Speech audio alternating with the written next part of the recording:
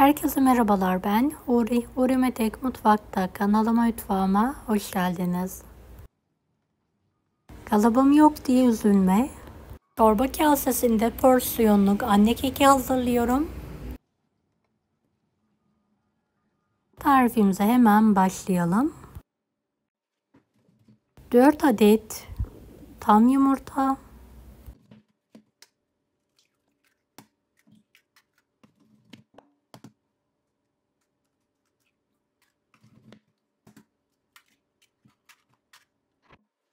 1 fiske tuzla karıştırmaya başlayalım.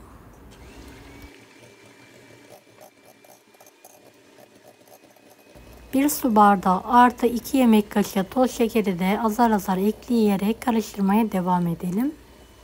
2 paket vanilya kullandım. 1 su bardağından 2 parmak eksik sıvı yağ, 1,5 su bardağı süt, 3 su bardağı unu da eleyerek ekleyelim.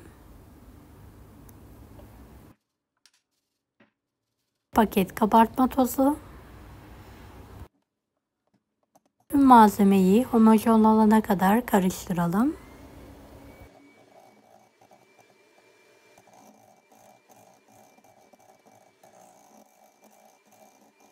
Beni hangi ülkeden veya şehirden izliyorsunuz merak ediyorum. Yoruma yazarsanız sevinirim.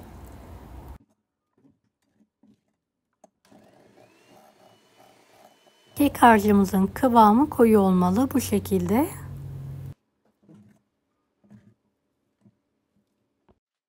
Çorba kaselerimizi çok az yağ ile her tarafını yağlayalım.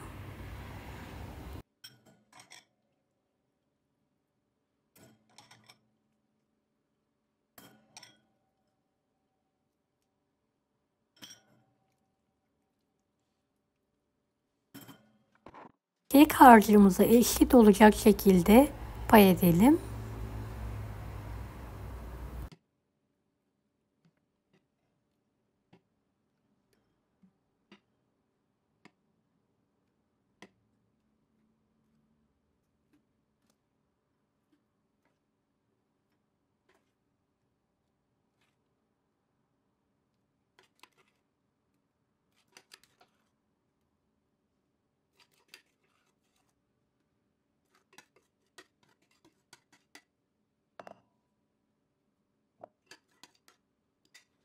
Üzerine bolca file fındık serpiyorum. İsterseniz damla çikolata, üzüm, ceviz de kullanabilirsiniz. Tercihe bağlı.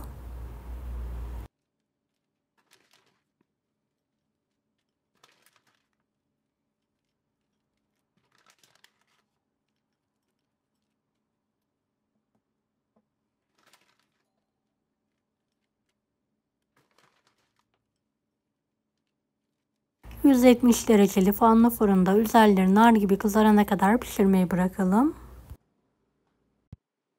Evet, kürdan testi yaptım. Keklerim pişmiş. Hemen fırından çıkartıyorum ve kendi halinde soğumaya bırakıyorum.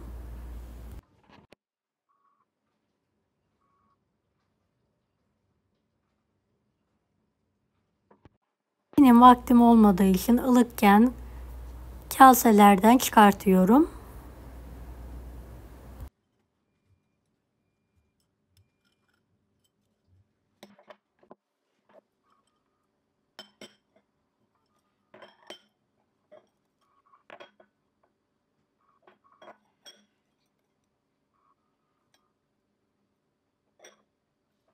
Evet, tüm kekleri aynı şekilde çıkarmaya devam ediyorum.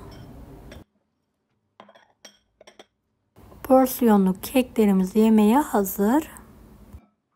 Deneyecek olan herkese şimdiden kolaylıklar dilerim. Kanalıma ücretsiz abone olmayı unutmayın. Bir dahaki videolarda görüşmek üzere. Allah'a emanet olun. Hoşça kalın.